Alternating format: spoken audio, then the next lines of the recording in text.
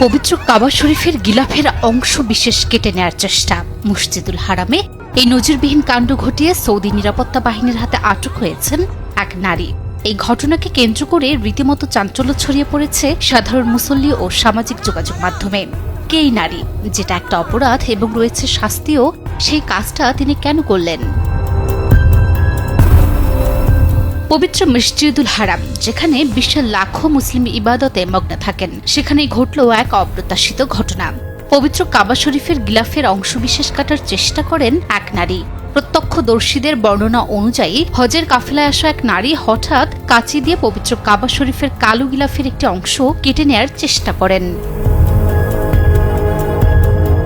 বিষয়টি আশেপাশে থাকা মুসল্লিদের নজরে আসা মাত্রই তারা ওই নারীকে তাৎক্ষণিক বাধা দেন।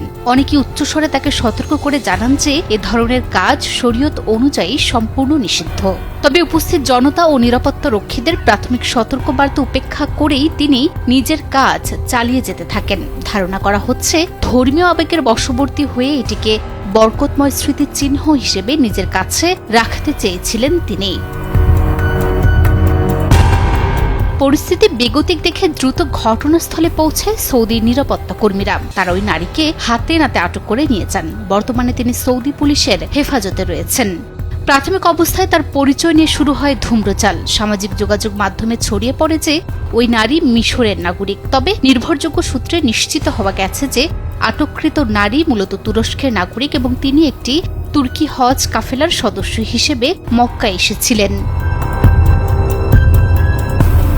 পবিত্র কিসওয়া ইসলামের অন্যতম পবিত্র নিদর্শন, যা সোনালী সুতায় কুরআনের আয়াত দ্বারা খচিত আছে। সৌদি আইন ও ইসলামী শরীয়ত অনুযায়ী কাবার গিলাফ ক্ষতিগ্রস্ত করা বা এর কোনো অংশ অপসারণ করা গুরুতর অপরাধ। এই অপরাধের জন্য দেশটিতে কঠোর শাস্তির বিধান রয়েছে।